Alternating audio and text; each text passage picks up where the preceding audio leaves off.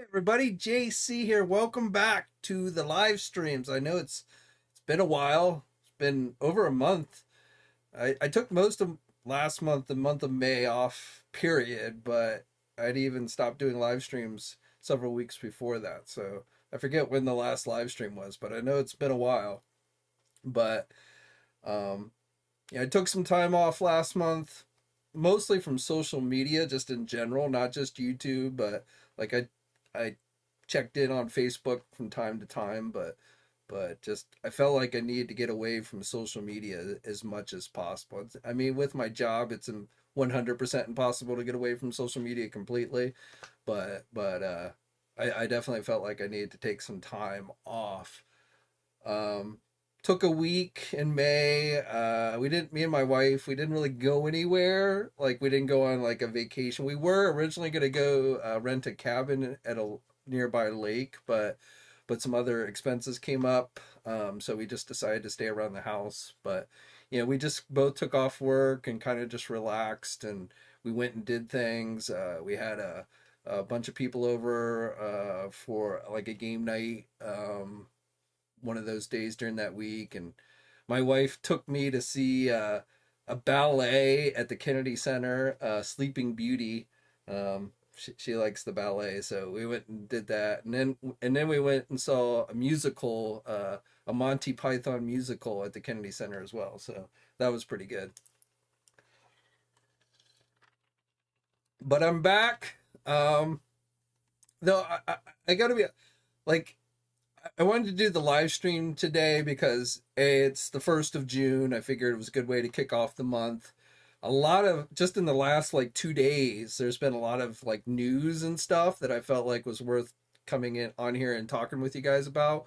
So I felt like this was a good time to do a live stream. But I still, as far as like what I want to do with this channel going forward, I still kind of up in the air with that. I felt like things were getting kind of stale and stagnant. That's kind of one of the reasons why I was feeling a little burnt out, I think. So um, I, I guess to say, I don't know, like, if I'm going to be going back to like 3 news videos a week or a live stream once a week. I haven't quite figured that out yet, but I definitely, you should be seeing videos and stuff here on YouTube from me more regularly than you have in the past month. And like I said, just in the last 2 days, we've had a lot of news, like like McFarlane Toys announcing that they've extended their relationship with Warner Brothers through 2025. So that means at least 3 more years of McFarlane DC figures. Uh, we got just today, Hasbro announced the Haslab GIJoe classified live stream for next week, June 5th. So we will finally get to find out what that's going to be. I'm thinking probably the Dragonfly, even though, rumors had spread earlier this year that it was going to be a Dragonfly. A guy who said that Hasbro had, a designer who Hasbro had said that had hired him to work on the Dragonfly and then unhired him and stuff. But I think even though maybe they went with somebody different to work on the Dragonfly, I feel like that's what they ended up still going with is a classified Dragonfly. But we're gonna find that out for sure next week, again on June 5th. What else? What else? God, now my now my mind's going blank. Um, I don't know. Rambling about me. Let's do a quick check in here. See who's in the house. So, if my mouse wants to work correctly. So we got Mr. Allmine in the house. What's up? Michael is in the house. What's up? Cowabunga dude. Good to see you. David. Paul is in the house. Good to see you. Robo Geek. What's up? Jason. Good to see you. Adam Shaggy. What's up? So it looks like we got a pretty good kickoff here. It looks like about 45 people here watching, so that's always good. You can't see her because she's in my lap, but Salome is here as well. I also got a package today, just arrived in the mail today from Hasbro Pulse. So I don't buy a lot of things from Hasbro Pulse unless it's an exclusive, but so yes, this is a Hasbro Pulse exclusive. At least I'm pretty sure. Yeah, I know it's in it because I get the mailing, Hasbro sends out the like your package is on the way. Your package has been delivered. Of course, my dog Logan always makes sure to inform the household when a package is delivered. So this should be the new Marvel Legends Spider-Man animated series 2-pack with Doc Ock and Aunt May. So I thought we'd open this up. Hasbro's environmentally friendly packaging innards, I guess. I don't know what the hell. Paper mache. I for you guys who like to customize and stuff, if you were looking for like some type of camo netting for your army figures, your GI Joe, this might actually work out for that. I don't know.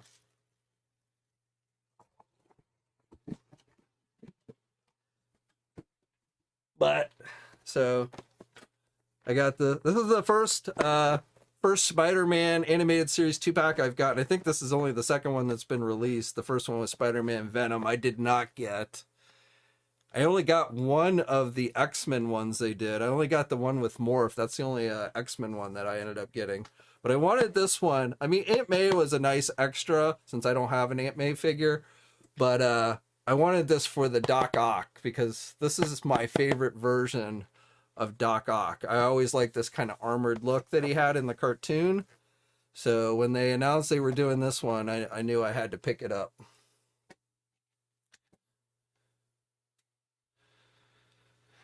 So, and of course, this also has, or at least it's supposed to, I haven't opened it yet, but it's supposed to have the actual bendy wire tentacles. So let's see how those compare. Actually, I forgot to grab my I think I have it down here. Yeah, I forgot to grab my my comic book Doc Ock figure. He's upstairs.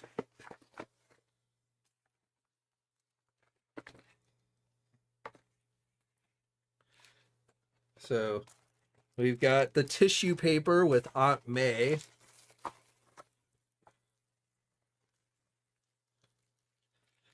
This isn't like, I would have preferred a more comic book like Aunt May, but yeah, it works.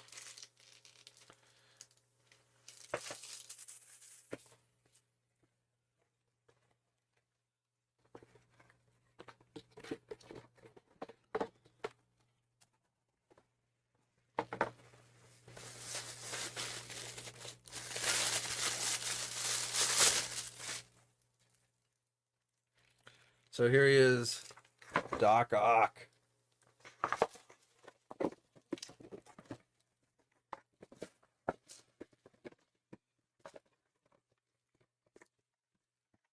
And then the 4 tentacles.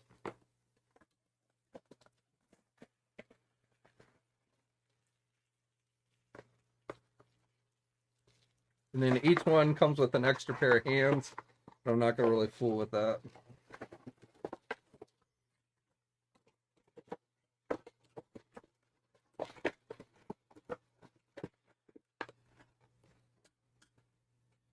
One day, I'm going to sit down and count out every single pair of extra action figure hands I have. Like just sitting in drawers and stuff. I'm going to bet it's like in the hundreds of thousands at this point.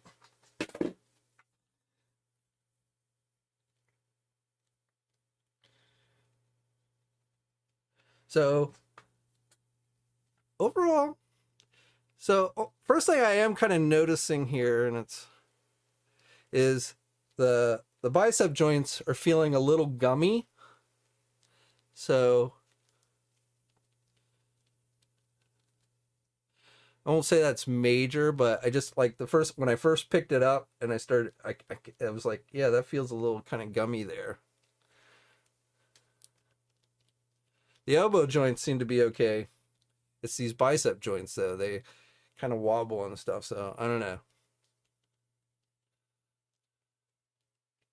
Leg joints seem okay.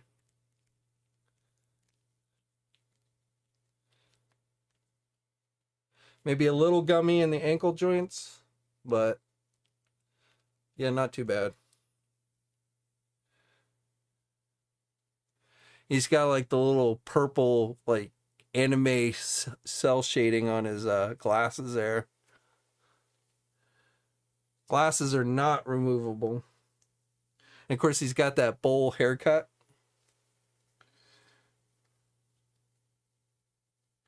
I don't know if I like that orange on the boots. Kind of almost feel like that would have been better if that was all yellow, but like I don't mind the orange on the gloves. I think it looks okay on the gloves and even the belt, but I don't know, on the boots. All right, so he's got the backpack that sticks out. And so let's plug in.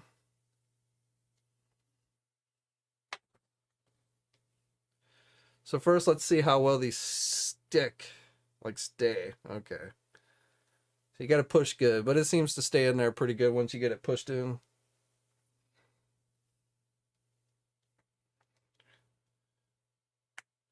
Now, of course, again, I forgot to grab them upstairs, but if you have the comic book Doc Ock, you should be able to use these tentacles on that figure if you wanted to.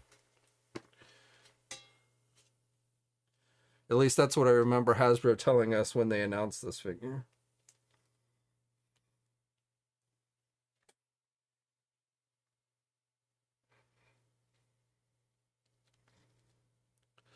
All right, so tentacles seem to stand in pretty good. And again, they do have the bendy wire so you can pose them. But let's go to the real test. Let's see if we can get the tentacles to stand, keep the figure standing up in the air.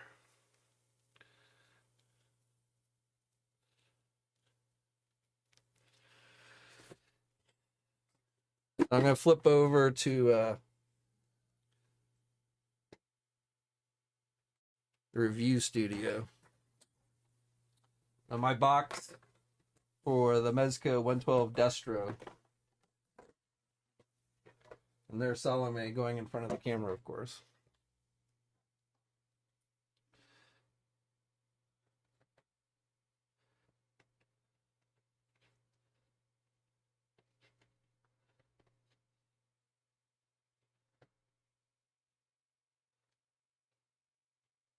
Salome here. Assistance is not required.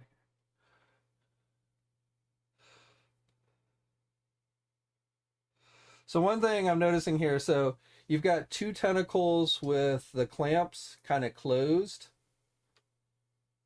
And then you've got two tentacles where the clamps are open. But the tentacle or the little clamps on the end, while you can rotate them and they have a little bit of pivot, you can't actually close the tentacle. So you probably want to, if you want the figure to stand on these, you're probably going to want to put one of these open ones on each side.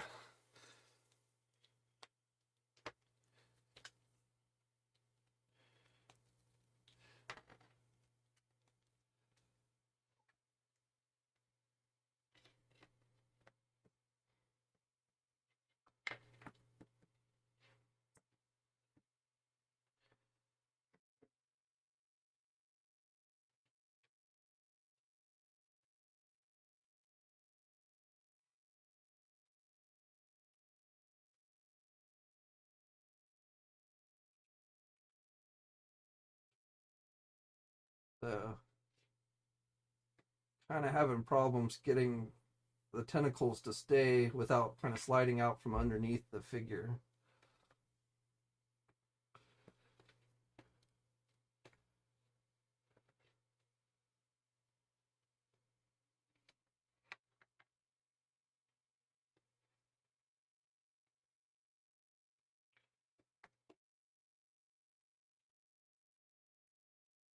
So the tentacles hold the weight of the figure itself, so that's not really the issue. The only problem I'm having right now is the tentacles kind of want to slide out from underneath. So you might have to like have the tentacles kind of lean against something or use something sticky so that they don't. This is a pretty slick surface, so that's probably not helping.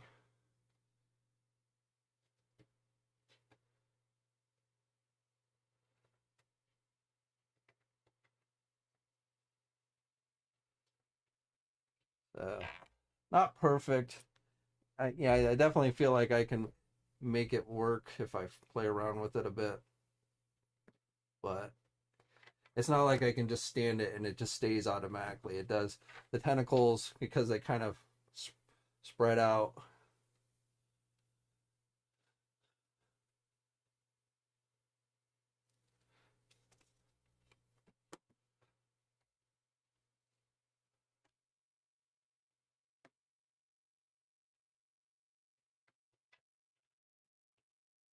I don't think they're going to stay on this surface. But they do hold the weight. Like the problem isn't like the figure is so heavy that it's like it's just trying to keep the legs from kind of sliding outward.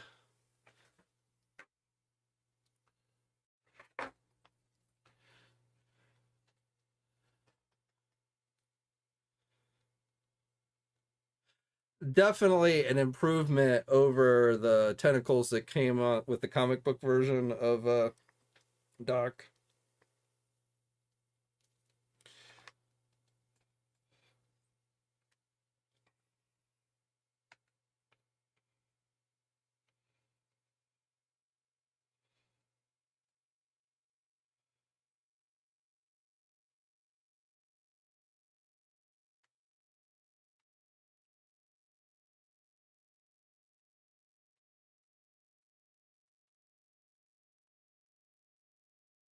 I'm trying to see if I can get him to stand on this side of my desk where the surface isn't as slick.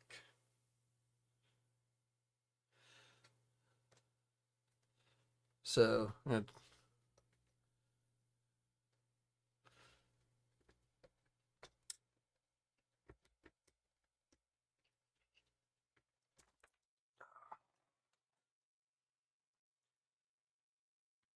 had him, but then when I was moving around,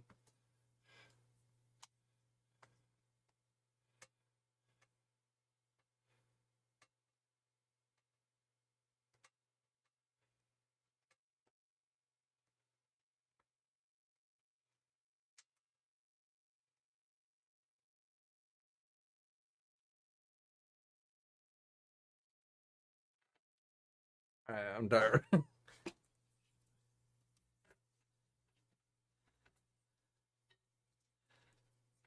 Like I almost got it, and then it like, all right, there we go. Let me flip you back. So when it's not as on a slick surface, it stays up better. Salome is probably going to knock him over here. Maybe not.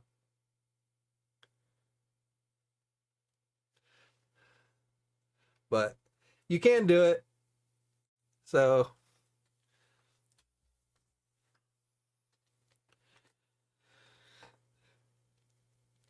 I'm pretty happy with this one. So like I said, this is my favorite. Like, even though this is technically based on the animated series, this is the Doc Ock I'm going to put with all my comic book figures. So, like, I still have the 5-inch Toy Biz one that they did. So I've always liked this look better for Doc Ock than like his traditional green jumpsuit type thing.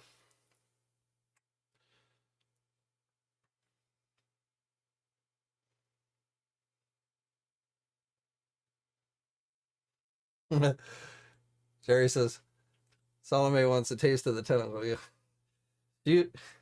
Yeah, she was looking at him. Floppy, rubbery tentacle things make a great cat toy. So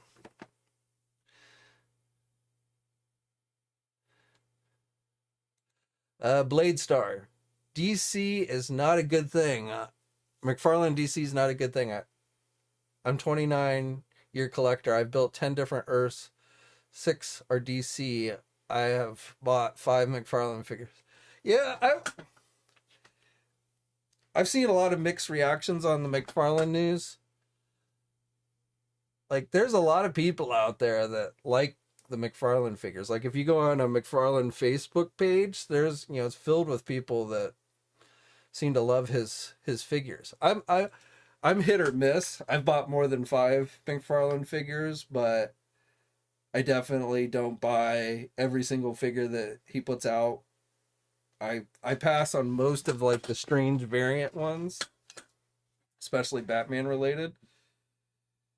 But I've also noticed, a lot of people, being pretty upset that McFarlane was going to keep the DC license. So I don't know. I don't think, like, since I really didn't collect DC classics from Mattel, and I wasn't a fan of how Mattel handled the DC license in general. I probably, like, if I was comparing to how McFarlane's handled the DC license with how Mattel handled it, I'd probably say I prefer McFarlane. I tended to collect more DC Direct, DC collectible DC figures. Like, those to this day, the majority of my DC figures come from DC collectibles. So even though like DC collectibles throughout most of their lines, the articulation was only mediocre at best, but I always thought their figures looked better than like the Mattel ones and even the McFarlane ones.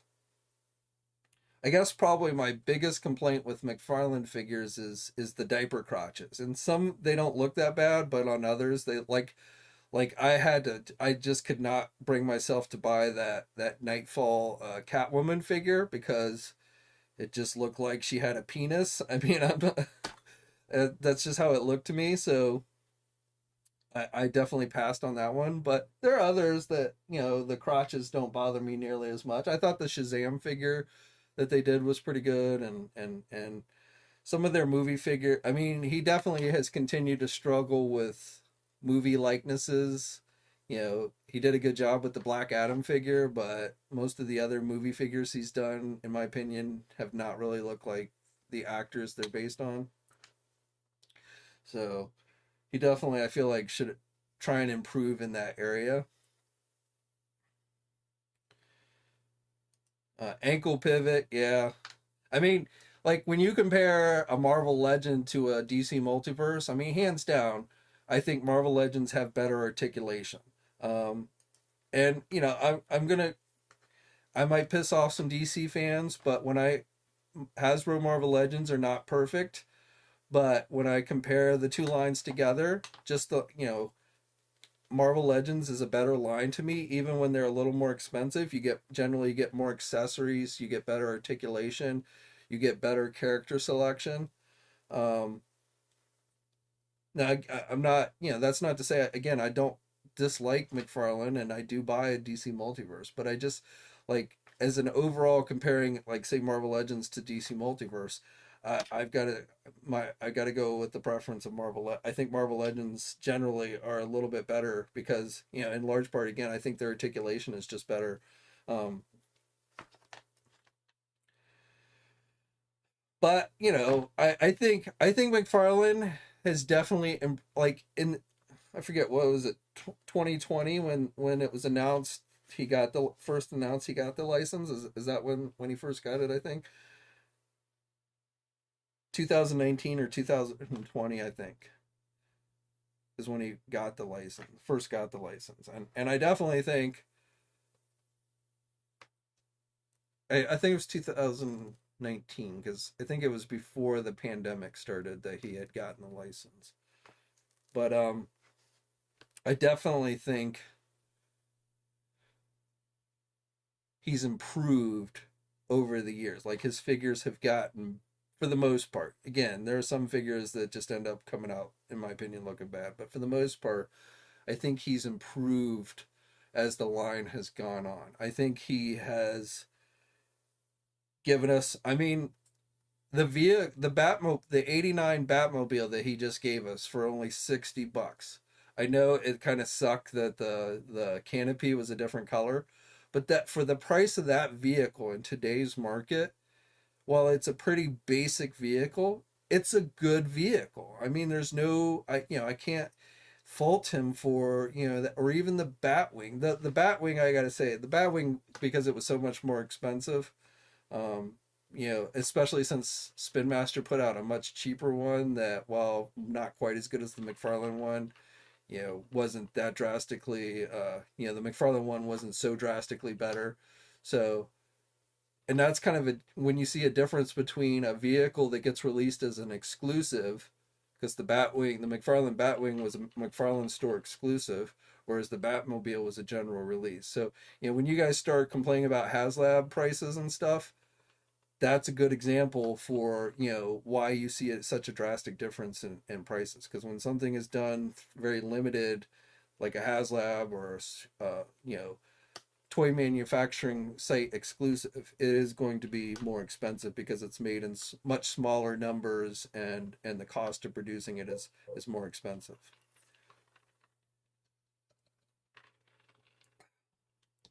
3M 2019, yeah, I think you're right, because I did that McFarlane interview, that Todd McFarlane interview, like right around that 2019 2020, because it was right before the pandemic, which I guess he didn't like that interview, because I've never heard from him again about doing another interview.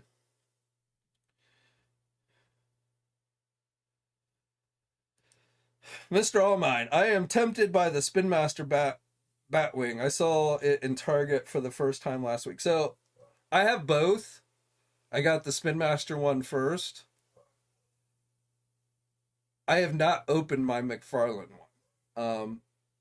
Because I was like, I don't have room to display both of them. And I was like, from the outside, I don't think they look almost identical to me. The McFarlane one's a little bit bigger, but from the outside, they really don't look that much different. The McFarlane one's a little bit nicer inside the canopy, even though you can only hold one figure inside the McFarlane one. You do actually have a cockpit with controls, whereas the Spin Master one is basically just an empty space.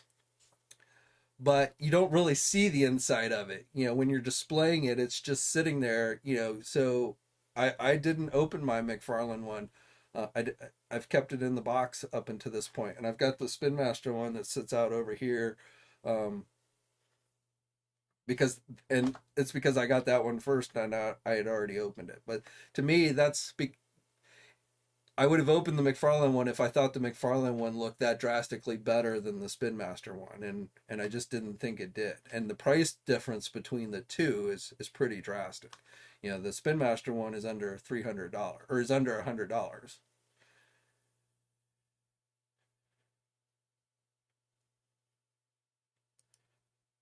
Cowbunga dude, I'm happy to keep collecting the super. Yeah, and I like some of those subline. I don't really collect the superpowers one, but like I like their 66 Batman retro line. The figures are not super articulated, and you don't get very many accessories. In fact, up until here, just like the last wave, you basically got no accessories.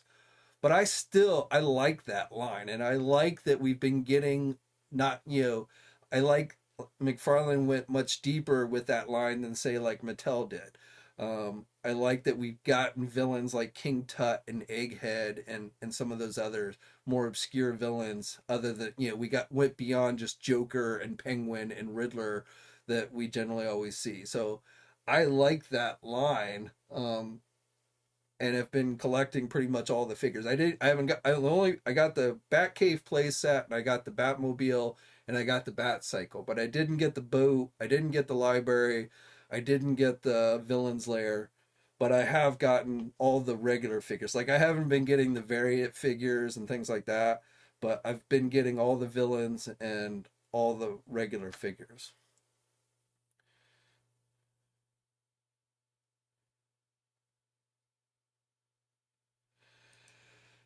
His Keaton Batman figure is one of his Batman figures so far. I assume you mean one of his best Batman figures. I didn't think it was bad.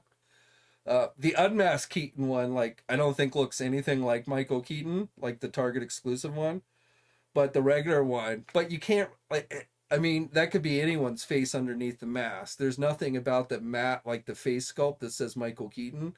I like the outfit, and I like the look of the figure. But for just like an actual 89 Batman, I would say probably the NECA one is better. Um, or the Mezco one, if you're able to get one of the Mezco ones. Those are probably look more like Michael Keaton than the McFarlane one. Of course, the McFarlane one is cheaper, but and again, I don't think it's a bad figure, but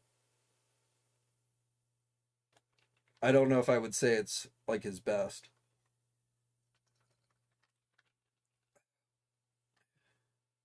Yeah, King Tut. The King Tut's awesome. I love King Tut. And Vincent Price Egghead, man, that's. I didn't think we were gonna see that one. The Two Face is okay. That's of course based on the comic book. Um, we're getting Batgirl, even though technically it's based on the comic book, not the actual TV series. Like, I like that loophole that McFarlane found where he's able to do some of these characters that he probably otherwise wouldn't have been able to do because he's doing them based on the comic that DC did for the 66 Batman. So we're getting a Superman figure.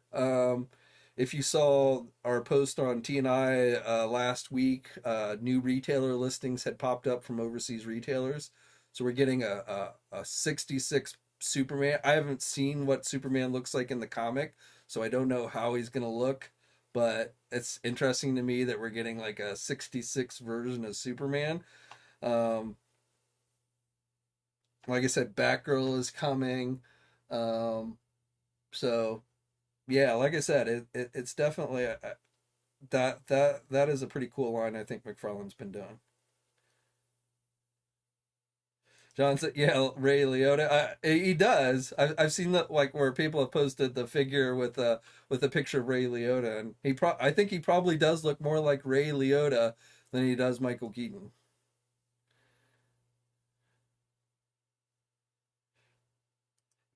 Yeah, I agree with you. Like, I was disappointed that Freeze didn't get a Freeze gun. I found the GI Joe classified Doctor Mindbender had a weapon that came with it that kind of looked like Freeze's gun, so I gave him that.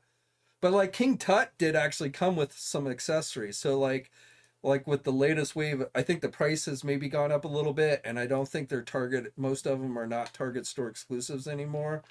But but they have started to include some accessories with those Batman figures.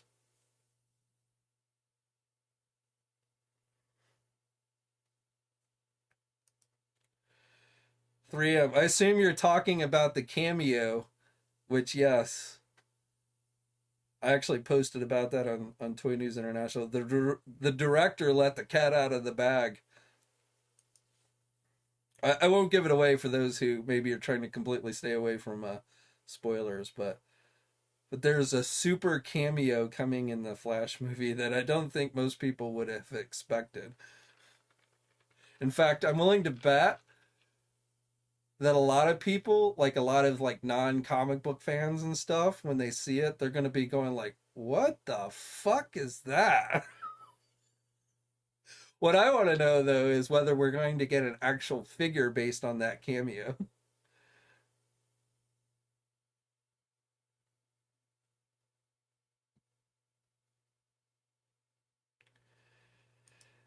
Damn it, Mad Hatter. Yeah, I mean, I'm trying to think of what other villains.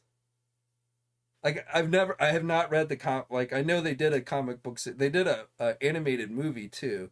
That's where like the Two Face really came from. It was voiced by William Shatner, but I haven't read the comic book, so I don't know how many villains they expanded upon in the comic that weren't in the original TV show. But I'm trying to think of like villains that they haven't done yet that would be from the actual TV show that I would like to see. But like Egghead was always one of my favorite.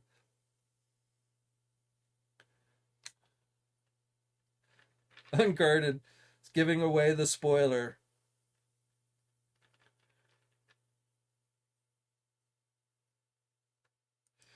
Tiglu says, will be more surprises with the June 16 release.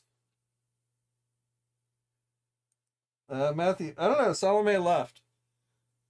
She got tired after the Doc Ock review and she left. So I don't know where she went.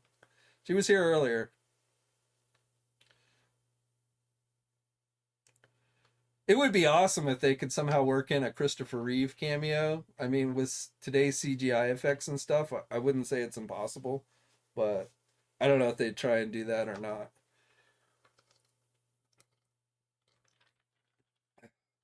I remember I remember when I first saw, I think it was Batman Returns, the Val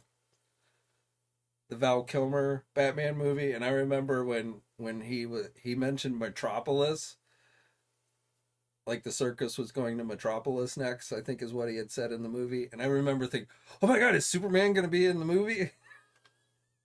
I mean, that was back then. They weren't connecting the heroes and stuff, and I don't think they ever mentioned Superman by name, but I do remember when Val Kilmer's Batman did mention Metropolis.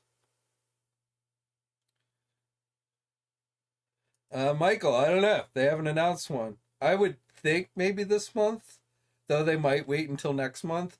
I mean, we've got the GIJoe live stream next week, which I'm excited for because we're gonna find out the Haslab. I hope that we get maybe some more reveals besides just the Haslab because I know there's some GIJoe pre-orders coming up later this month, like general releases. Like today was mostly all exclusives, which was kind of a surprise.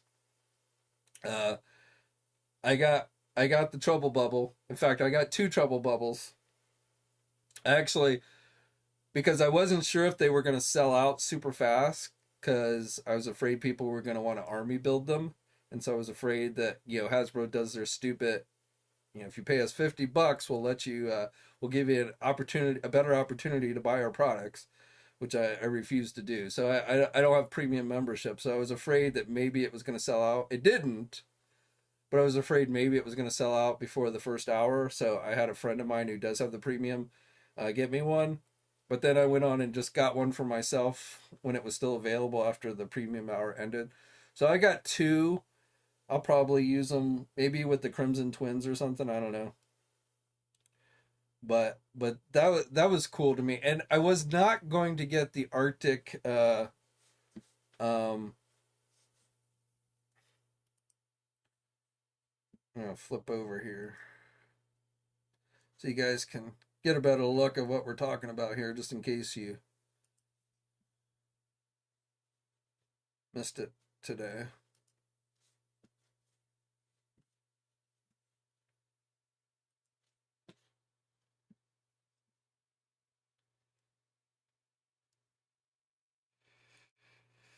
So this looks great. Televiper I'm not a huge Televiper fan, but even now looks good. And while I won't say $54 is cheap. I was expecting it to be more expensive because it's a store exclusive. I was expecting it to be like 50, like closer to $60.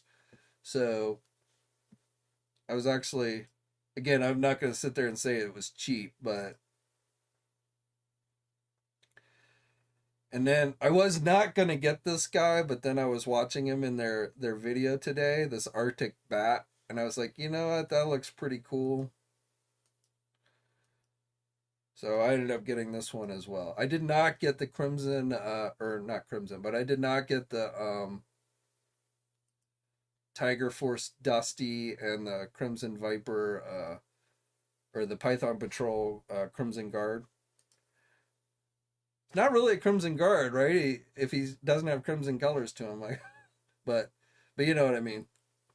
So I did not get these two Target exclusives, but I did get the other two.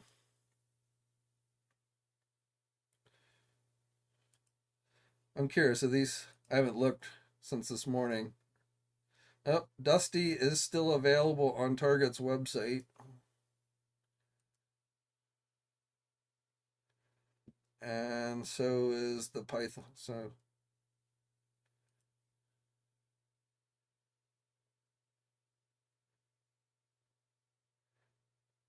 And let's see, is the Trouble Bubble, which is exclusive to Pulse, and it is still available as well. So I'm glad Hasbro allocated enough to cover, you know, I would have been pretty upset if like these had sold out within the first hour or even the first 2 hours.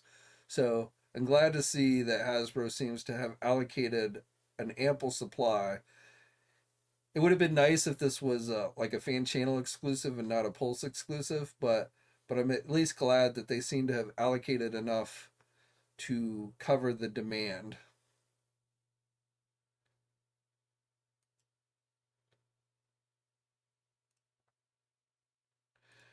Now, speaking of Python Patrol and Tiger Force, I had to laugh yesterday when Super 7 debuted these new reaction figures. And I know it's only a matter of time before they do like repaint versions of these in Ultimates, or maybe even see Hasbro do some of these in Classified. But this yellow banana looking Snake Eyes just kills me. I mean, if you wanted to see the absolute opposite of what a ninja would wear, this is it. But at the same time, it's like it on some type of weird nostalgia level. It's like it's just kind of funny. And then Cobra Commander, I don't know what the hell he's wearing. And then Destro, Baroness actually looks pretty good. This Python Patrol Baroness, and like these guys, none of these guys ever got the Python Patrol treatment in the original GIJoe line, so that's also kind of funny.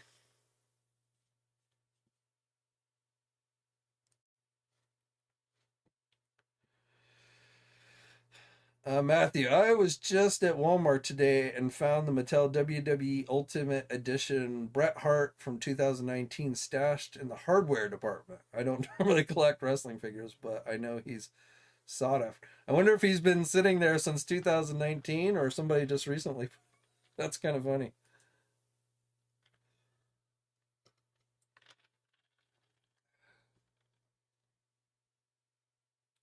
T-Glue says Snake Eyes is ridiculously cool. Yeah, it's ugly but cool at the same time. I don't know how that really works, but it just does. I don't know if I would like. I don't collect reactions, so I'm not going to buy these. And even if they did ultimate versions, I might pick up the Snake Eyes just for for a laugh. But I don't know. I won't say these would like sell like hotcakes if they did ultimate versions, but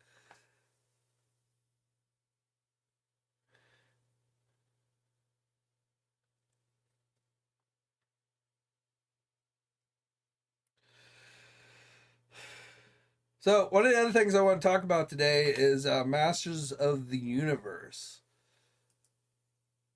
So flip back here. I don't know if you guys saw, but this morning, Big Bad Toy Store put up for pre-order the the Masterverse New Eternia Whiplash. Now, the reason why this is somewhat newsworthy beyond just those who want this figure, if it finally being available for purchase, is this was supposed to go to Target first. This figure, Target had a clause where they were allowed to offer it before anybody else. Um, it wasn't a Target exclusive, as in Target was going to be the only retailer to uh, have it indefinitely, but it was a timed exclusive where Target had this window where they could put it up for pre-order and sell it before anyone else could. And for whatever reason, Target didn't do that. Target has not yet made this figure available, and in fact, they might have decided not to carry it. Now, the reason why I'm bringing this up is because, of course, our good buddy Scott Nylick, I saw the other day, was posting a video trying to claim vindication of something he told us at the beginning of the year, that Masters of the Universe was being canceled. Now, one thing I want to note about what Scott told us was Scott has changed his story multiple times over the course of the year as things have developed. Because back at the beginning of the year, what Scott told us and what everyone told Scott he was wrong about was he said Masters of the Universe was done and was going to be done by like, I forget if it was like February or the beginning of March, but some early month in the year that has since come and gone. And it didn't take a lot to be able to go look up on distributor lists and stuff to see that there was definitely products still coming out for Masters of the Universe through the end, at least until the end of this year. So that's what Scott originally told us was happening, and that did not happen, and that's what everyone basically said Scott was full of shit about. Now later, Scott started revising his story by telling us that Masters of the Universe was done at retail, meaning Targets and Walmarts, and basically was only going to be sold online. Now, first thing about that is I don't see that as a bad thing. I think Targets and Walmarts, you know, if I don't have to go into a Target and a Walmart, I don't care if Target and Walmart carry it, but if I don't have to go into Target and Walmart, and I very rarely go into a Target and Walmart to buy anything anymore as far as action figures go, I don't consider that to be a bad thing. And the reality is, which from the few videos I've watched of Scott seems to be kind of oblivious about, is the toy industry has changed in the years since he used to work in the toy industry. You know, definitely back in the day, if a line wasn't carried in Walmart or Target, it was done. You know, a company like at least if it was coming from a company like a Mattel or a Hasbro or something, you know, they weren't going to mass produce an action figure line that wasn't going to be carried by a mass retailer.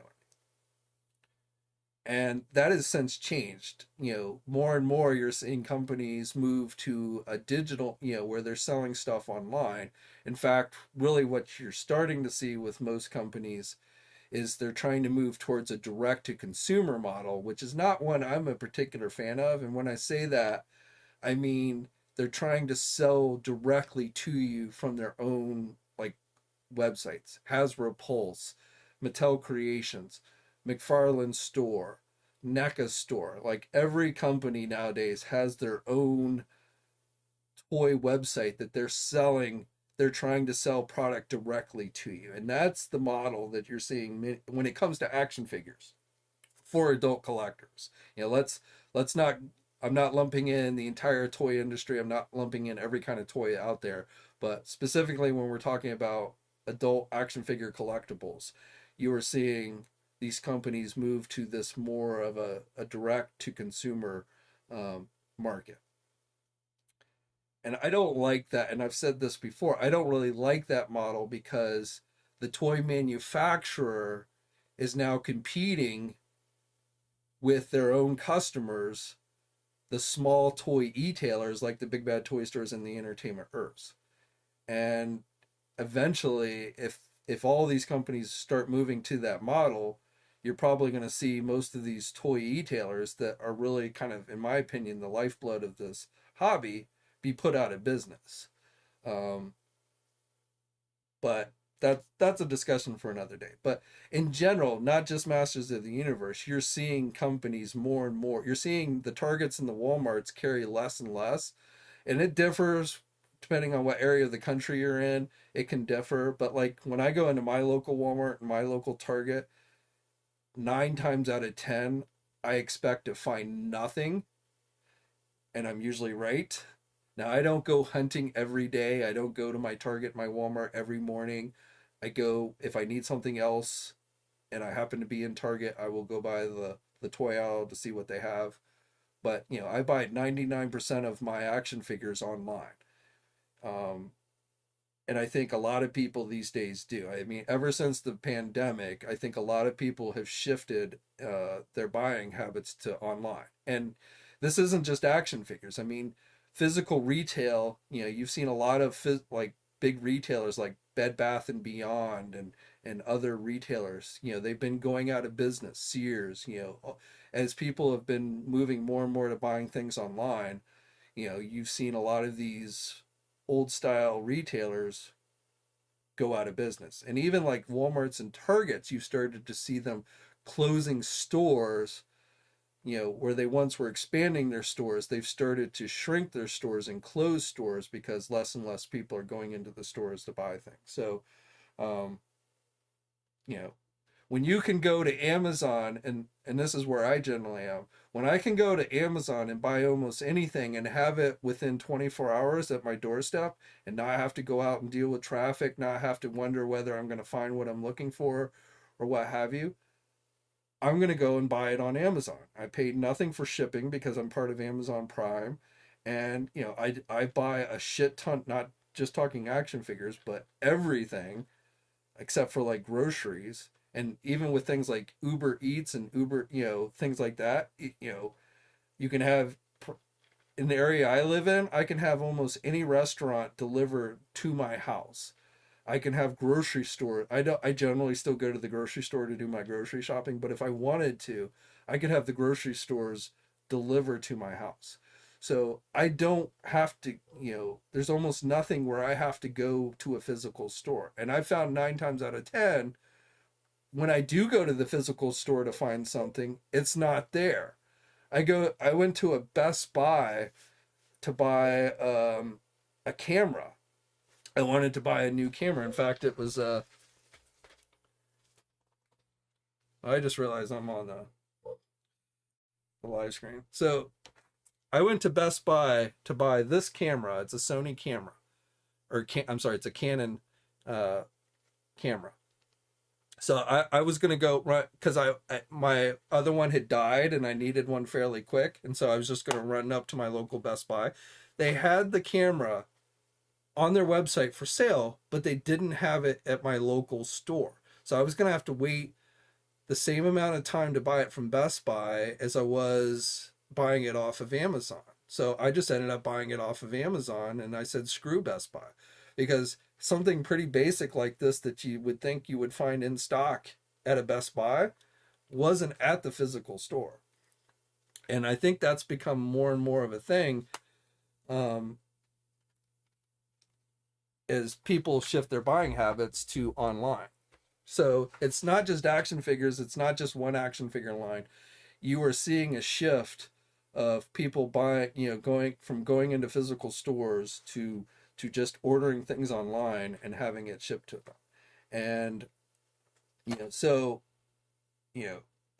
I saw Scott put out a video earlier this week, once again talking about Mass, and I didn't watch that video, but I don't think Masters of the Universe is ending. I think it's just shifting to more of a stronger online presence. And the fact is, Mattel, I don't think, was very successful in getting kids, younger generations to start buying Masters of the Universe. That I think they 100% failed at.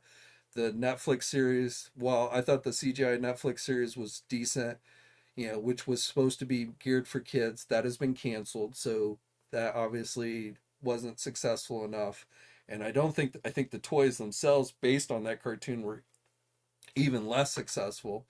And so Mattel once again failed to be able to attract younger generations to the Masters of the Universe brand in any real significant way.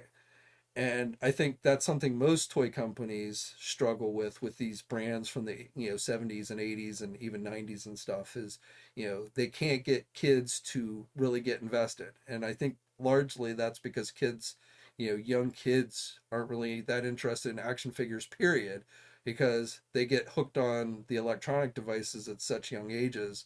Their heads are buried in their iPads and their iPhones and stuff. And so, the days of attracting kids to action figures are done. There's just, no matter what they do, it's done. So it's really the adult collectors and that's a wide range of age. I mean, it's not just people my age that are adult action figure there's definitely younger people in their 20s and 30s that I think have gotten into action figure collecting and stuff.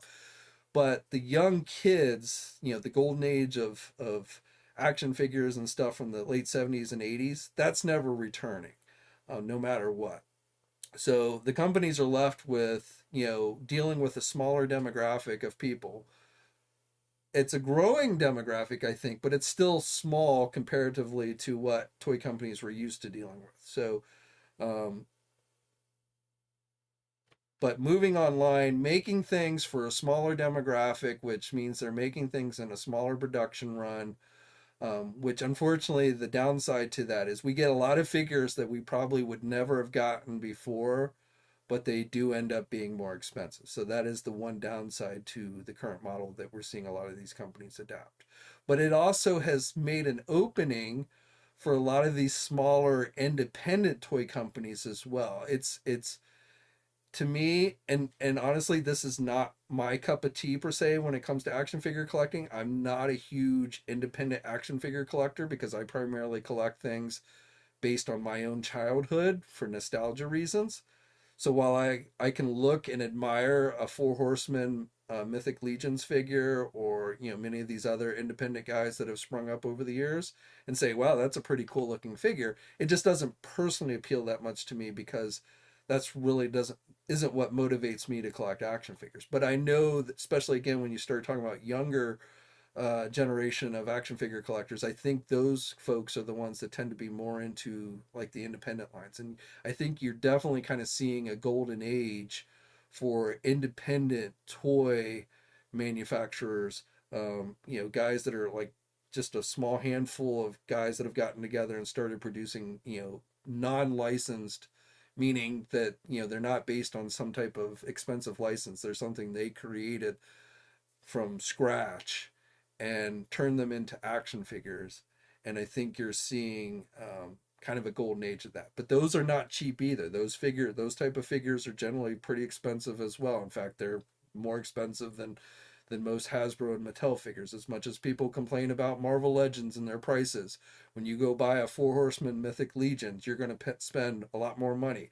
A Super 7 figure is going to cost you a lot more money than a Hasbro figure even today. So there's still that issue of price.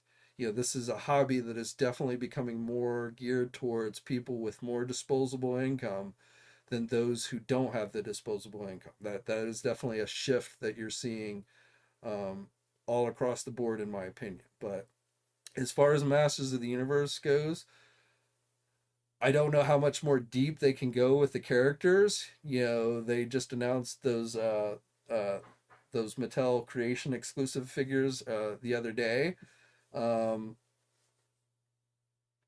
the Vicron figure, which I know they did a classics version of, which I didn't buy. So like this for me particularly, that one doesn't have as much appeal. But you can see they're definitely going pretty deep in the line now, and I don't know how much deeper they're going to go because I feel like as the deeper they go, the less people are going to start buying them, even adult collectors. And nothing lasts forever. And again, because you're not really making new characters, you have a limited library of characters that you can choose from. Um, you know, at some point, Masterverse is going to end. Origins is going to end.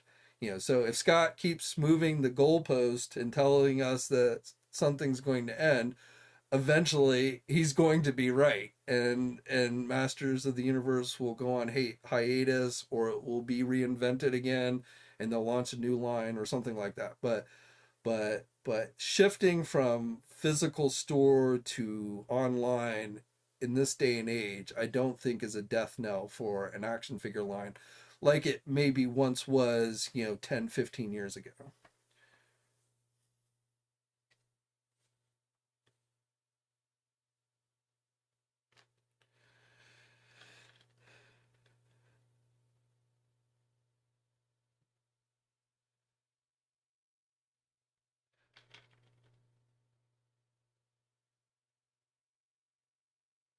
3M says kids aren't spending the amount of money we are on action figures. No, they are not. But what you gotta realize is adult action figure collect 100% spend a lot more money individually than probably any one parent did for their kids. But it used to be a hell of a lot more parents buying toys for their kids than there are adult action figure collectors. So it's all about scale. But that again, that's why we are seeing things that are made today, even though they tend to be more expensive, that we would have never seen 10 or a company, especially like a Hasbro or a Mattel, do 10 or 15 years ago. That Unicron figure and that Galactus figure that you see behind me, 10 or 15 years ago, we would have never seen that. Now, I know some people will sit there and argue with their last breath that those figures are way overpriced. I disagree, but regardless, you would not have seen figures like that done in any way 10 or 15 years ago from a Hasbro or a company like Mattel. So again, we have to pay more for them, but we are getting things that I think in many ways are very cool that we would never have gotten, before.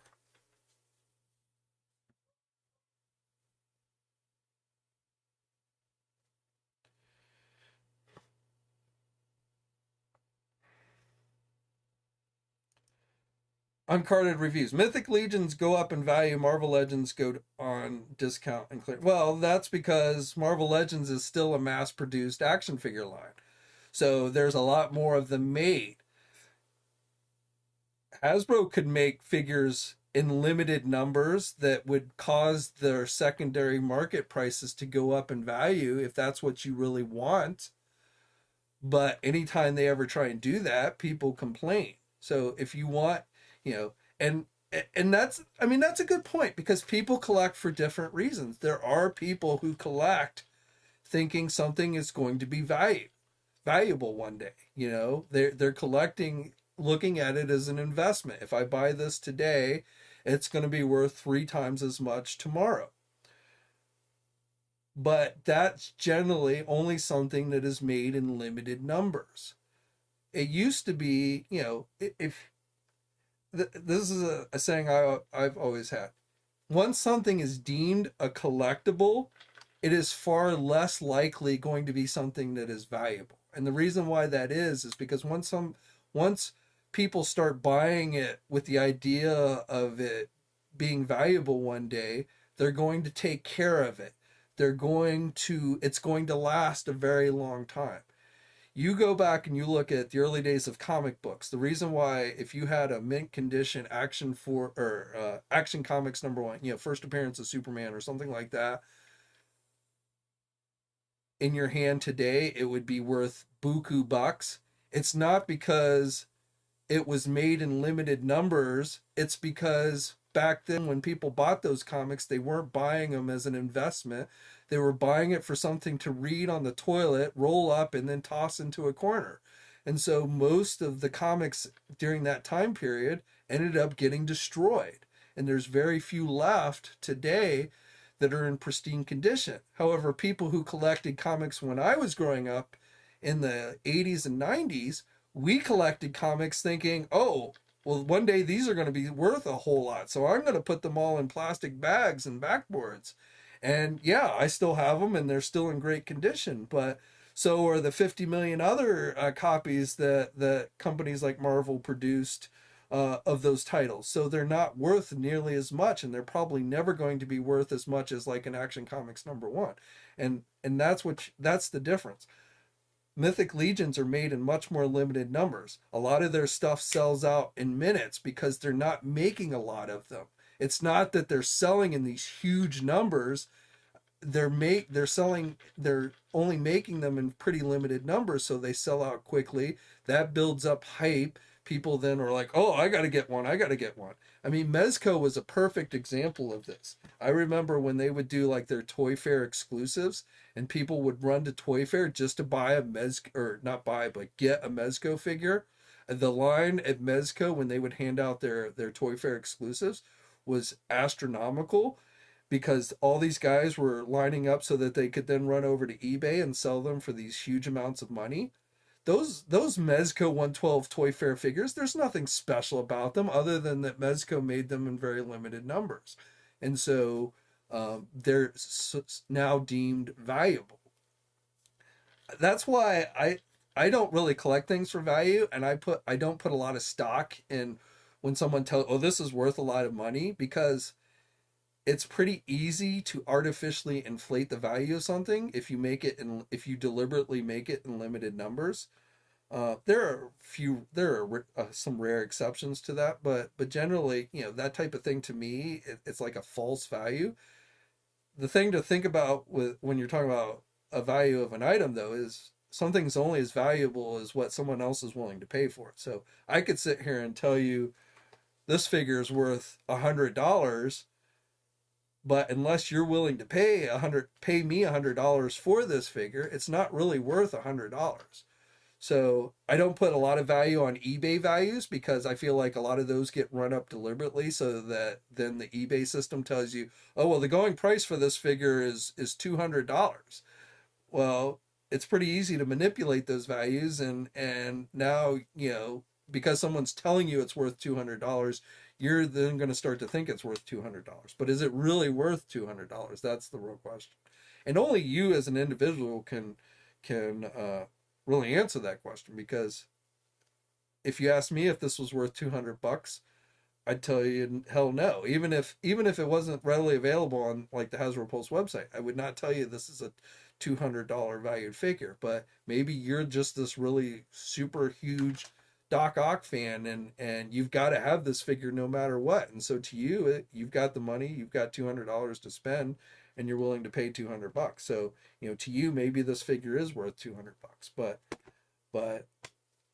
the difference between a Hasbro Marvel Legend and a Mythic Legions is really, in a lot of ways, comes down to just the number that are being produced of that figure. And if Hasbro started making very limited runs of their figures so that they would be worth more on the secondary market, I guarantee you people would be up in arms. Marvel Legend collectors would be up in arms over that. So I don't think that's really something that's a model that you want to see Hasbro copy.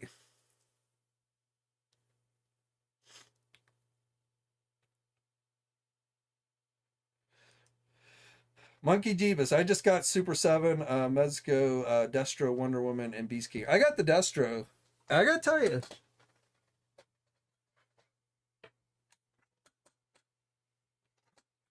this actually surprised me. I wasn't expecting to like this as much, but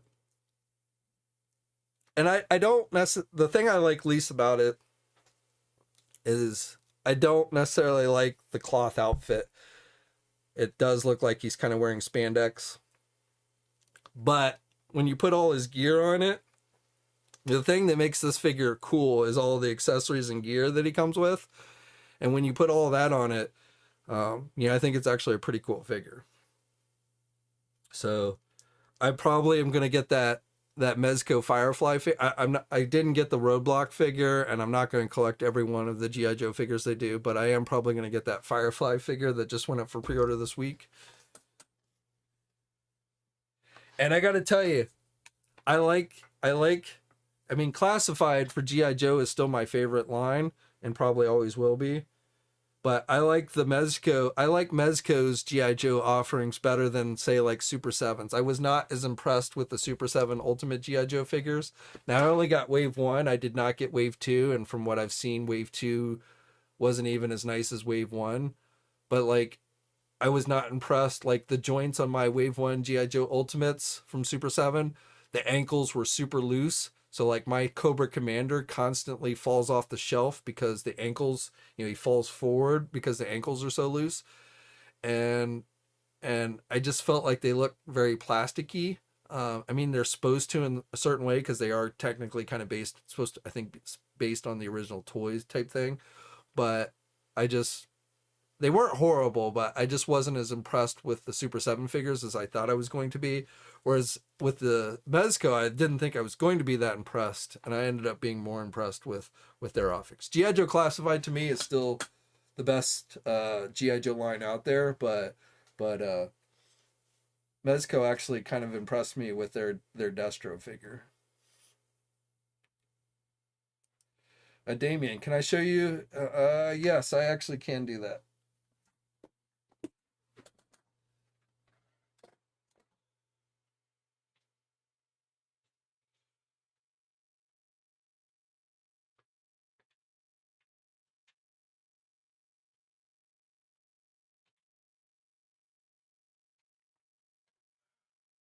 So here's our classified.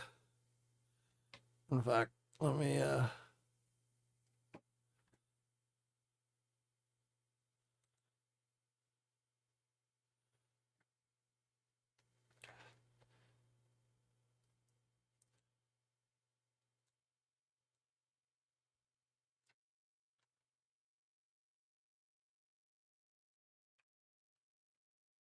sorry. I gotta put my camera back on here.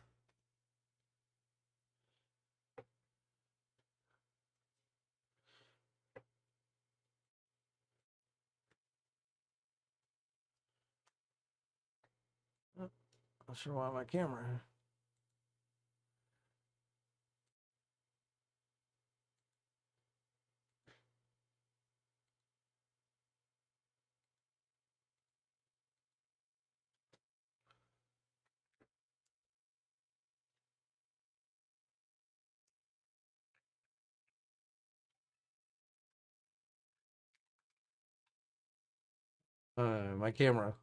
My review station camera quit working, but, or at least it's not coming through onto the stream.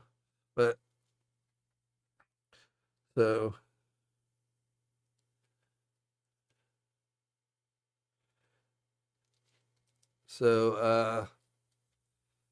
they're pretty close to the same height.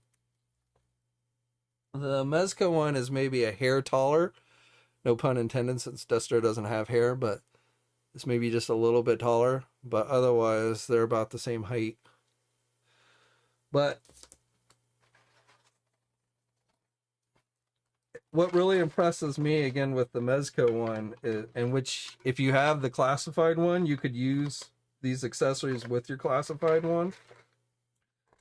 But like the weapons, like to me, that looks like Destro's pistol. And you can actually build this pistol out, so it can go from a pistol to like a rifle. So it's kind of cool. And you get the briefcase, which is cool because you get two inserts. You get that one. Now I will say I did have the plastic on mine broke, so this isn't really supposed to come out so easily. It's supposed to open up like a briefcase. So this little clasp piece broke on mine. So I can still close it, but when I open it, it becomes essentially two parts.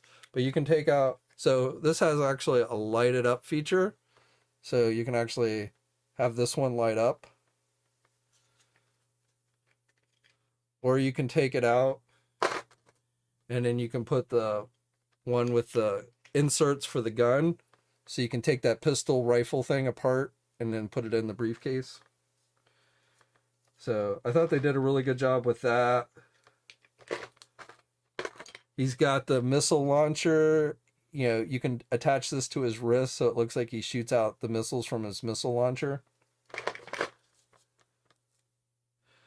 Now, they did only give him one missile launcher on, you know, this wrist has the missile launcher. You know, the original figure had missiles on both wrists. So on this one, instead of giving him missile launchers, they gave him a little computer device or communication device that this little flap opens up. So that's a little bit different from the original figure, but... And he's got a holster that goes on his leg that has two different types of pistols you can put in it. So, to me, again, where the Mezco one shines better than the classified one is all the accessories and stuff. that you get. But if you like the actual classified figure better than the Mezco one, because you don't like the cloth, you know, spandexy look for Destro, you could actually use the accessories with the Mezco one, you know, on your Haslab or on your Hasbro one.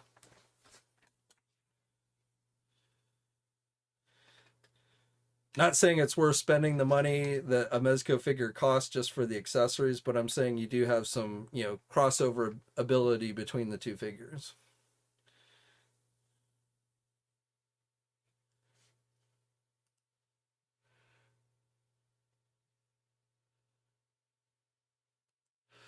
I personally don't see the appeal of the Super 7 figures, according to 3M.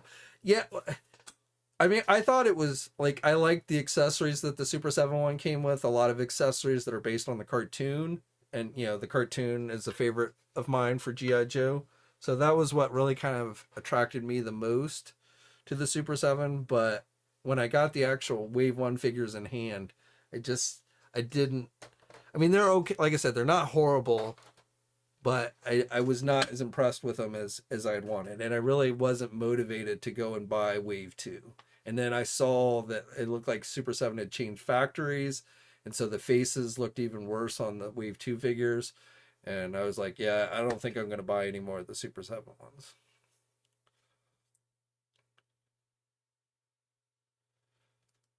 Paul, does it fall off easy? I guess you'd have to define easy. It does. It will fall off if you. I mean, you can see it. I had it on there at one point. It fell off. I mean, it's in the package here, but it's not like it falls off super. I have probably more difficulty getting this holster. Like, it just snaps on, and when you put it around his leg, it doesn't snap on very well. So, like, even like right out of the package, this holster that goes around his leg, it's a thigh holster. It doesn't stay, at least on mine, it doesn't stay attached very well. So that was probably, as far as the accessories go, the biggest issue I had is that thigh holster. But I can't say I had any huge problems with the missile launcher falling off.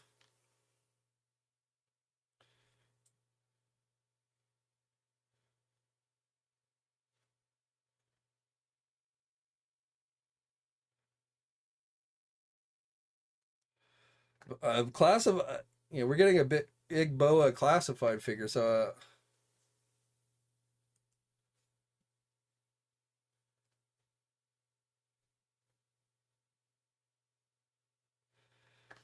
like,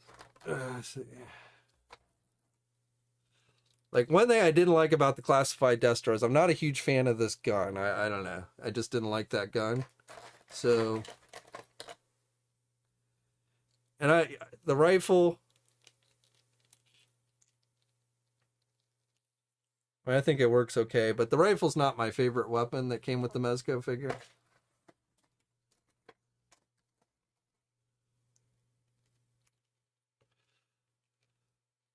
This is the Mezco blaster, which again you can turn into a rifle, but I like it as, you know, this is the look for this weapon I like, and I think it works well with the GI Joe. You know, this is the GI Joe. This is the Hasbro figure with the Mezco pistol. I think that works pretty good. And I like the size of the necklace on the Hasbro one, but I like that the Mezco one has the translucent red crystal on it. So I haven't decided which necklace I like better.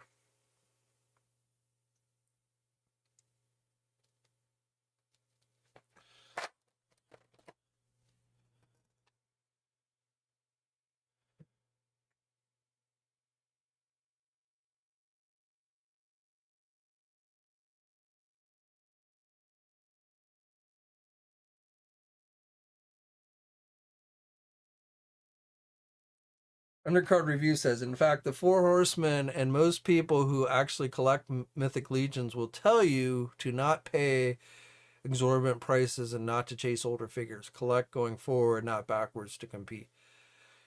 That, I mean, I would say that's good advice. if you're really into an action figure line, I don't know how easy it is to follow that advice, because I think when you really start to get into something, you want to go back and you want to get the older figures too. You want to like kind of try and complete the collection. So again, on face value, that's good advice, but I feel like for a lot of collectors who might really get into something like that, they're probably going to be it would be frustrating to stick with that kind of advice. And again, there are people who collect, and I don't say this as like they're wrong to collect for this reason. There are people who collect because they're hoping, stuff will be valuable. People like to have things that they can say, ooh, look, this is worth a lot of money in my collection. And I mean, again, that's never really been I don't collect for that reason, because I got burned in the, from collecting comics and even trading cards to a certain extent in the, 90s. I got burned. I thought I spent all this money on backboards and buying all the variant comic title, covers and special editions and all that, and thinking they were going to be worth something one day.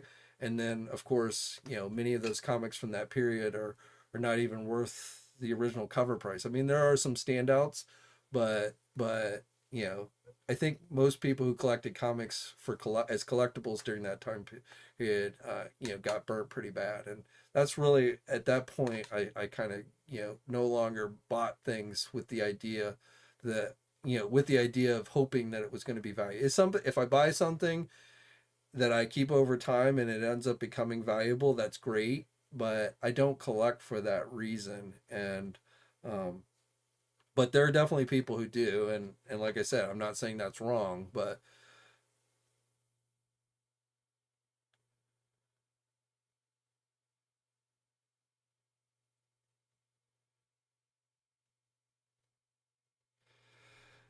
3M says, I've noticed some people have OCD when it comes to collecting, mainly when it comes to buying whole waves of figures they don't want sometimes. Well, if you really kind of think about collecting, it can be a slippery slope, and it can be one that's easy to go down that path where it's like you're buying for the sake of buying. Like I feel, and I've done this myself, so I'm somewhat speaking from personal experience, but sometimes the thrill of the hunt in trying to get something is better than the actual thing that you're trying to get. Like, you get all excited, you see it, you want it, you hunt around for it, you finally get it in your hands, and then 5 minutes later you toss it aside and you barely look at it again. And I do think that probably happens to a lot of people who collect, whether it's action figures or whatever. It's more of the thrill of the hunt a lot of times than the actual item itself. And a lot of the factors can go into that hype. you know it's easy for something to get hyped up online. um I try not to do that when I cover things, but it's a very fine line of covering a product for news and then try and you know getting people excited to want to go out and buy it. um so I definitely think that is something that often goes hand in hand when you're talking about people who collect things, and they're hoarders. I mean, let's be absolutely honest. There are people who will hoard things, and I do this sometimes as well. I hate to throw anything out. Like, I used to, when I was younger, I would keep packaging, I would keep boxes, I'd keep card backs, I'd keep, and I always hated to throw things out. Now, the reason why I'm probably not a mass hoarder is because I'm also somebody who hates clutter. So I don't think you'll ever come into my house and just see things thrown everywhere. Like, I have a lot of action figures, but they are all pretty well organized. I know where everything is. A lot of things are on display. So, but I do think hoarding often goes hand in hand with collecting as well. So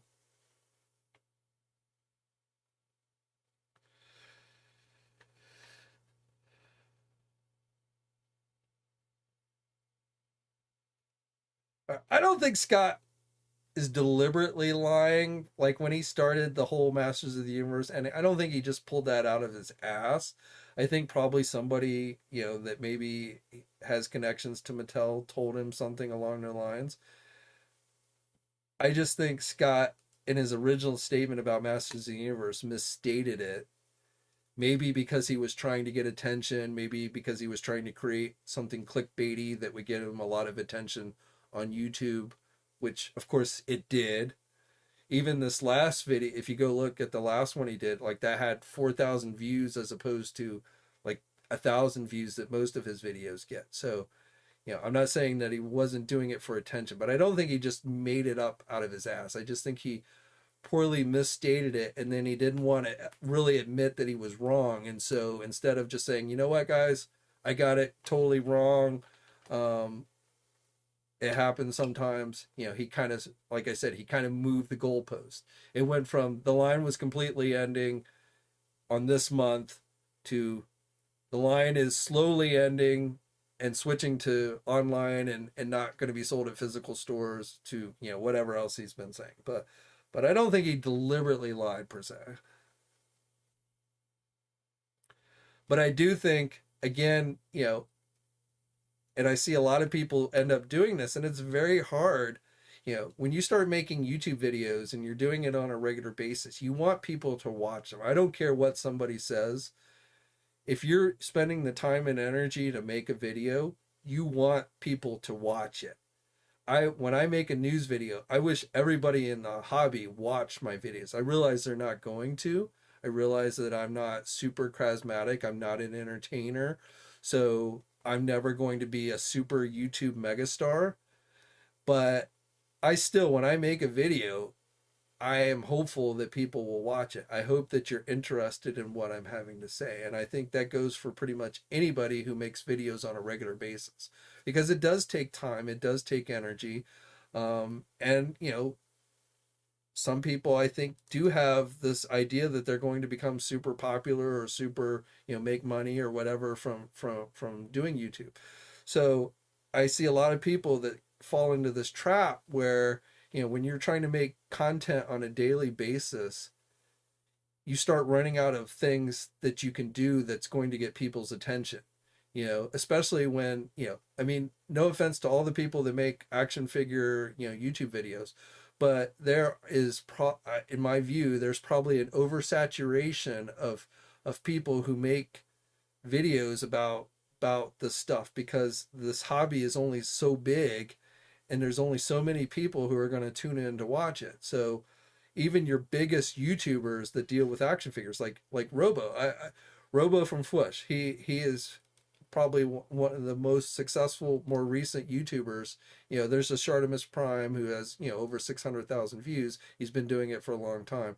But Robo, when you look at his, the views that he gets on his videos, his news videos that he does once a week generally seem to average around 40,000 views. Now, I don't think I like Robo, and I think he is interesting to listen to. But as far as actual news content, I don't think his news videos are any more informative, in fact, less informative, for no other reason than he only does one a week.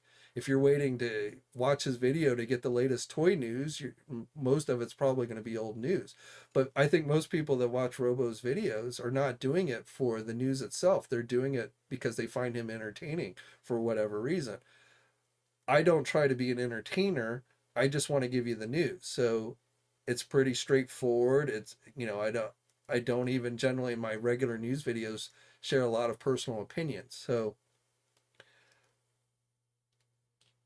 now I I lost my train of thought. So what I was saying is, I think a lot of YouTubers fall into this trap where they're trying to get attention for people.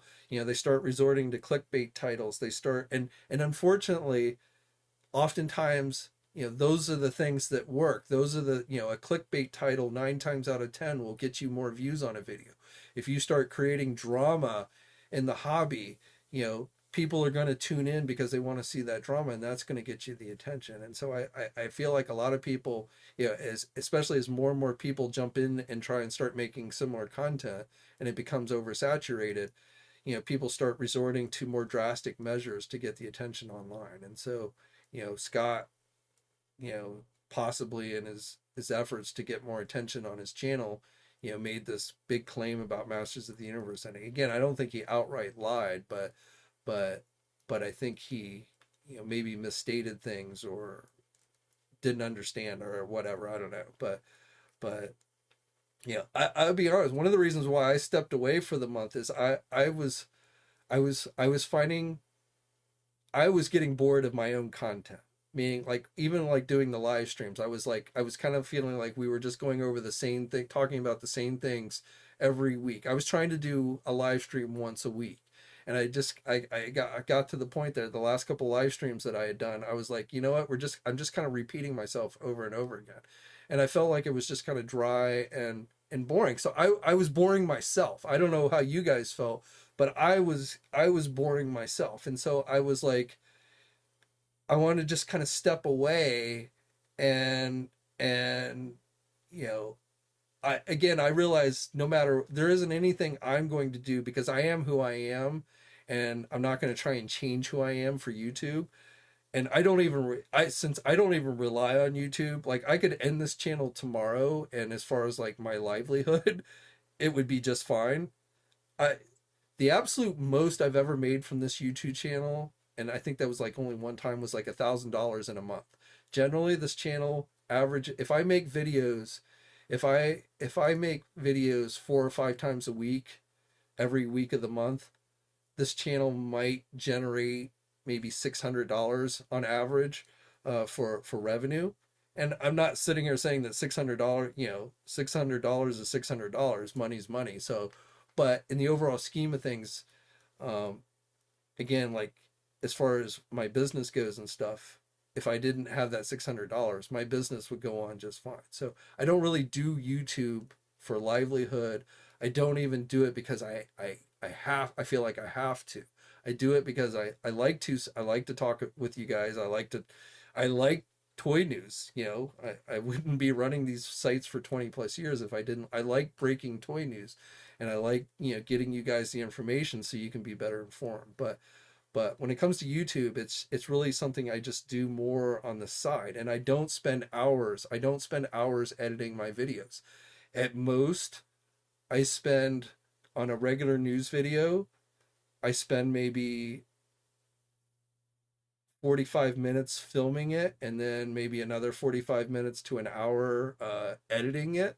But I don't spend like hours on end editing it. Now, if I do a review, that takes longer, but I don't do a lot of reviews anymore because I feel like by the time I get something in hand, there's like 50 reviews of it already up on YouTube. So I really don't feel a huge need to do reviews of things because I just, and I used, when I started this channel, I played the game where like I would go out and I'd buy, Marvel Legend figures from overseas, and I'd spend more money and try and be the first one to have it. And that certainly would boost the traffic on a review, but it got to be a point where, then other people started doing it. And then people that lived on the West Coast where the figures come in stock first, when something ships in, it usually comes in on the West Coast.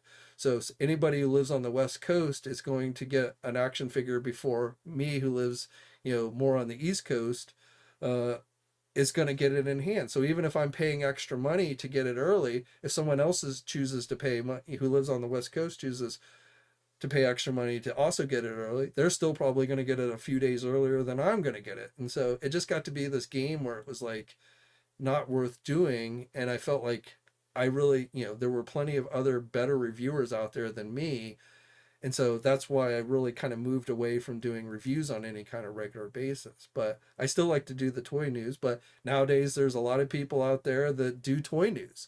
Um, I still, and maybe my opinion's biased, think I give you the most accurate news out there. But there's probably definitely people who are more entertaining. Again, Robo is a perfect example of that. I think he's a very entertaining, he has a very entertaining personality. He's easy to listen to. He's not monotone. He can throw in little jabs there that kind of make you laugh and stuff and stuff. So I feel like he's more naturally entertaining than like somebody like me. And I don't think I could ever emulate that, no matter how hard I tried. So and I'm not saying this to, gush over Robo, but, I give credit where credit's due. And I think, he does a really good job with that. But, I get frustrated again because, like, I see his news video that's like got 40,000 views. My videos, if they're lucky, maybe get 10,000 views, and a lot of times not even that. And I'm like, damn, why aren't like all these people watching my news videos? I think my videos are informative, but and there are there's algorithms and there's timing and all that kind of bullshit too. And that can be very frustrating on YouTube. I mean, when you're wondering, is it the algorithm that why people aren't watching my videos, or is it me? That can be frustrating as well. But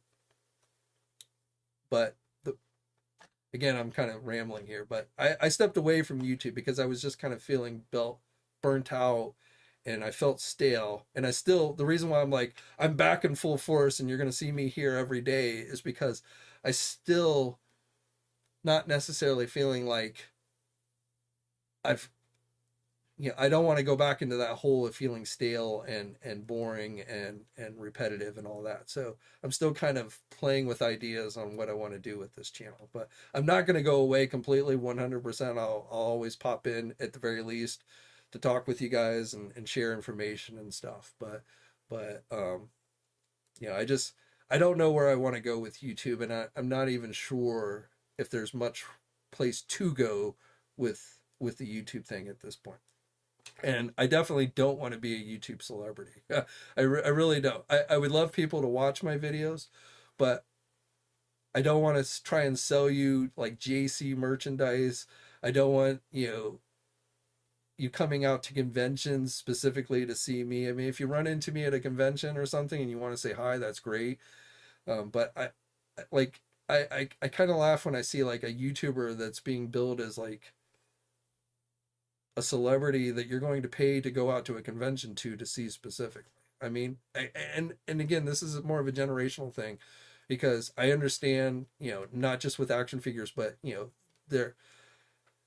there are people on YouTube, again, going outside the world of action figures, but there are people on YouTube who are probably as big a celebrity and have as big a following as like Hollywood actors. People like Logan Paul, which, God, I don't know why people watch Logan Paul and like Logan Paul so much, but they do. PewDiePie, people like that. I don't really understand it, but I respect that they have developed these huge followings that, they've been very successful with. And those guys have really become millionaires from YouTube. Most people that do YouTube are never going to achieve that level of celebrityism or status or money, but there's always this idea, I think, in a lot of people's heads that maybe I can accomplish that too. But I'm not really under that delusion. I'm not, it is what it is. But when I start feeling bored at myself, that's when I'm like, okay, I need to kind of step back and maybe either recharge my batteries or, look at new ways to do things. Yes, well, Salome, which has returned, if you wanted a Salome t-shirt, we could I definitely could see being a hot seller, but I don't think people really want a JC t-shirt. I wouldn't even really want a JC t-shirt. So, that's the other thing. Like, I look at some content like unboxing videos. I've never understood the appeal of an unboxing video. They're popular with a lot of people, but I personally have never understood what is appealing about watching somebody else just unpack something. I opened the Doc Ock figure here today, not really as an unboxing, but I just wanted to share and show you the Doc Ock. But like these people that kind of live through the YouTuber they're watching as they're opening something that maybe they feel like they'll never be able to own. I've just never seen where the appeal is at. So it's hard for me to try and do content like that if I don't really understand, if I myself don't really like that kind of content. So I don't know. I've rambled enough. I think, we've gone late tonight, almost 9 o'clock. So as always, you guys that do tune in here, I very much appreciated. some of you guys every week you come in here, and God, sometimes I wonder why, but I very much appreciate you guys who listen to me. So, and hopefully, I do hope that at the very least, while I don't think I'm entertaining, I at least hope when it comes to action figures, you find me informative. That is my number one goal, whether it's the news I put up on the websites or the news I try and bring to you guys here. I do hope that you find it informative and useful in collecting things. Action figures, that is.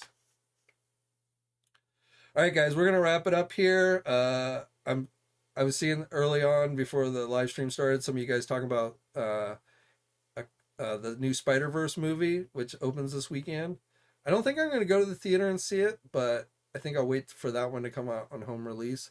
Flash movie, because Michael Keaton Batman, I am going to go to the theater next week and see. But I think I'm going to wait for the Spider-Man movie for when it comes out on Netflix or Disney Plus or whatever. But you guys that I'm sure am going to go see it this weekend, hopefully you enjoy it. I may get a regular news video out tomorrow. I haven't decided, but you might get a news video tomorrow from me. But if not, have a great weekend. Stay safe out there, and until next time, I will catch you guys later. Hey, thanks for watching today's video, and be sure to subscribe to the channel if you haven't already, and hit that bell notification so alerted every time I upload a new video. And be sure to head over to the Toy News International and Marvelous News message boards communities. It's a great place to talk toys and win cool contests like $100 store credits to Big Bad Toy Store. And remember, action figures are great.